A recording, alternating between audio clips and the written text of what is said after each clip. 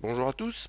Alors ce tutoriel fait partie d'une playlist qui est dédiée à la POO en PHP. Vous avez un lien en description. Alors une POO qui va encore s'enrichir aujourd'hui puisqu'on va voir les threads.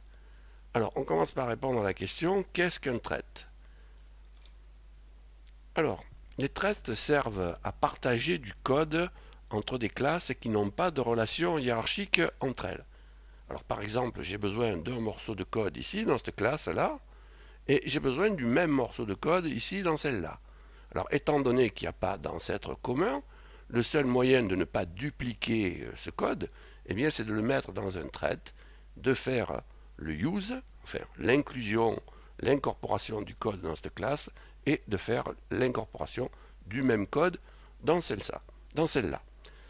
Alors, s'il fallait mettre le code, par exemple, dans ces classes-là, okay, et dans celle-là, à ce moment-là, on n'utiliserait pas un thread, on mettrait dans l'ancêtre. Alors les threads, moi je les vois comme un include sophistiqué. Alors pourquoi je dis sophistiqué? Eh bien parce qu'il y a des mécanismes de gestion des collisions. Et par collision, je veux dire par exemple le même nom de fonction dans deux threads. Vous voyez, avec des includes, ça on sait pas gérer. Hein, et avec des threads, eh bien, il se trouve qu'on sait. Alors, il faut faire attention quand même, hein, c'est une attention majuscule, hein, parce que les threads, c'est pratique, mais il ne faut pas en abuser. Alors, le but d'une conception orientée objet, c'est de mettre en place une hiérarchie de classes, d'accord, une arborescence de classes, et pas une arborescence de threads, d'accord, parce que si vous ne faites pas attention, vous pouvez vous retrouver avec une arborescence de threads, alors qu'il n'y a pas lieu qu'elle y soit. Alors, qu'est-ce que je vais faire maintenant? Je vais faire déclarer et utiliser un thread. Alors, je vais prendre VS Code pour ça. Alors, pour déclarer un thread, j'utilise le même style de structure, on va dire, que pour une classe ou une interface. Mais je vais utiliser le mot réservé, thread. Si je veux un thread, par exemple, je veux lui donner le nom bar. Alors, je vais dire bar, mais si je veux respecter les PSR, il faut que je rajoute le suffixe thread. Ce qui fait que mon thread s'appellera au final bar thread. Et ensuite, je mets une paire d'accolades. Alors, le code, je le mets ici. Alors mon thread, si vous voulez, je le mets dans un fichier qui va s'appeler barthread.php et rien d'autre. Et si maintenant je veux utiliser mon thread, par exemple dans une classe, je vais appeler foo, eh bien, c'est très simple, je dis use barthread et j'ai incorporé le code. Alors un thread, ça ne s'instancie pas. Hein. On se contente d'incorporer avec un use. Alors maintenant, je vais regarder comment incorporer plusieurs threads. Alors pour ça, je vais en faire un deuxième. Je vais l'appeler base. Et ici, donc pour incorporer le deuxième, je vais faire une virgule et je vais donner donc le nom du deuxième que j'incorpore. Donc vous voyez qu'ici, j'incorpore donc une liste de threads. Alors je vais maintenant déclarer une méthode ici, dans bar thread. Je vais déclarer une méthode, enfin une méthode, une fonction hein, pour l'instant. Public function, f bar. Et dedans, je vais mettre un écho de je suis f bar de bar thread. Et je vais faire la même chose dans l'autre. Ici, je vais l'appeler base donc. Donc je suis f base de base thread. Maintenant, je vais déclarer un objet.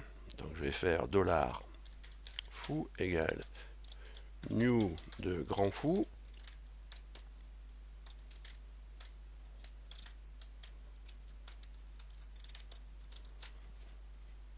Alors je vais exécuter ça pour vérifier que ça marche.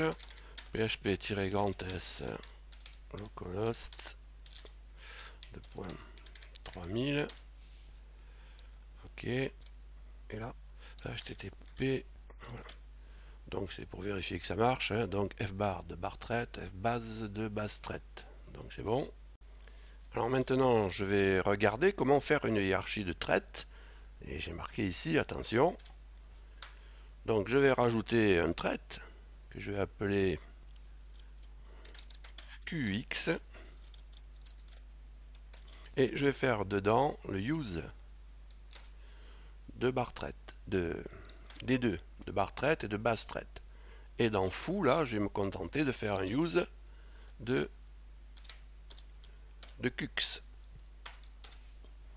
Et je vais vérifier que ça fonctionne toujours dans une autre fenêtre, parce que sinon ça va afficher la même chose et on va pas voir que ça continue à marcher. Donc vous voyez que là j'ai une petite hiérarchie de traites. Donc je dis attention parce que justement, hein, je l'ai dit tout à l'heure, hein, le but d'une conception orientée objet, c'est de mettre en place une arborescence de classe, une hiérarchie de classe, pas une arborescence de traites. Alors maintenant, je vais faire collision entre threads.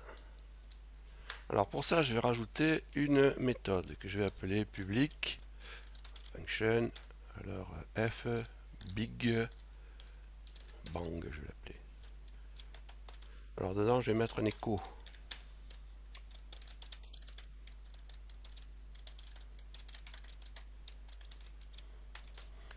Voilà, je vais mettre la même, en tout cas à peu près, dans le thread d'en dessous. Et là, donc, ce sera base thread. Et ici, je vais essayer d'appeler ma méthode.